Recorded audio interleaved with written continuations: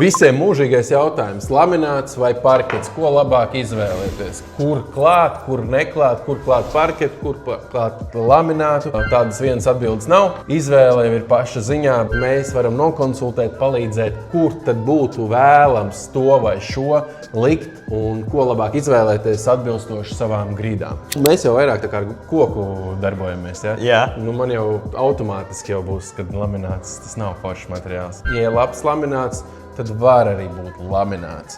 Parketu var atjaunot, parketu var drusku pārtaisīt. Laminātu var izmest ārā un samainīt pret jaunu. Koks ir silts, lamināts jau ir augsts. Nu, kurš ir lamināts, kurš ir parkets, kā tu domā? Ieraksti komentāros. Bet kas no viņiem ir dārgāks, parkets vai lamināts vispār? Cena, amplitūda dažāda. Jā. Parkets varbūt arī pat lētāks par laminātu kādu un otrādi. Ja cilvēki grib iegādāties parketu vai laminātu vai vinilu vai vēl vispār kādus produktus, kur to var izdarīt? Lubraks 34A vai zvani 200 39 001 vai apmeklē mūsu mājaslapu grīdsguru.lv.